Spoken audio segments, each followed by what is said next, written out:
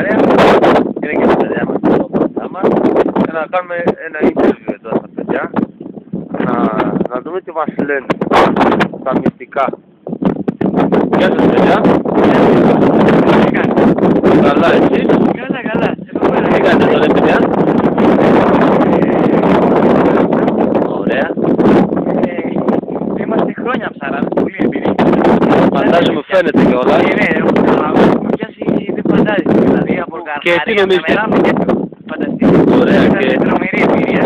Έχουμε έρθει από την βάρκα μας, και ψαρεύουμε. Μέχρι τώρα πάμε πολύ καλά. Ωραία, να μας δείξει κανένα ψάρι για να δω. Ξέρω ότι έχετε πιάσει τη σήμερα ή... Αυτή τη στιγμή η Φλωρή που τα έχεις βάλει ρε. Νομίζω ότι τα έχουμε διάμεσα. Τα ψάρια που είναι. Α, δηλαδή το πιάνετε και το πετάξετε μέσα στη θάλασσα. Α, μπράβο. Παίζετε και οικολογist πράγματα. Ωραία παιδιά. Δηλαδή περιμένετε το μεγάλο ψάρι, δηλαδή να καταλάβω. Δεν είναι για μας τα μικρά, κανένα ψέματα, εντάξει. Κατάλαβα. Είμαστε τόσα χρόνια έμπειροι. Εντάξει, δεν είναι. Και τι είναι αυτό που κρατάτε? Αυτό εδώ πέρα είναι ένα καταπληκτικό από την Ινδονησία δόλωμα. Το ξέρουν πάρα πολύ λίγοι αυτό. Κατάλαβα. Είναι μόνο όσοι ξέρουν χρόνια και ψαρεύουν. Α, νομίζω ότι είναι πολύ ακριβό. Είναι πανάκριβο. Για να δούμε, θα έχουμε live. Μακάρι να έχουμε ένα live εδώ με τα παιδιά, τους καλύτερους εδώ που υπάρχουν στον Ναύπλιο. Πολύ ωραία. Είμαστε κοντά. Είναι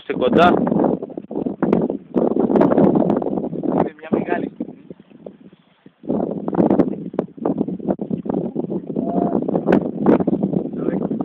Όχι.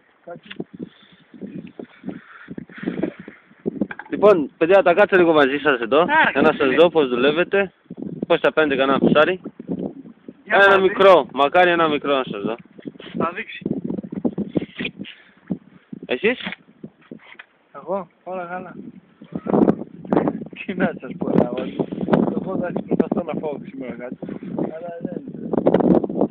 Αφού μας είπατε ότι είσαστε δεν υπάρχετε, δηλαδή... Όμως μαλάκα, μου τσίπησε τώρα, χωρίς πλάκα. Δεν κάνει κρίση.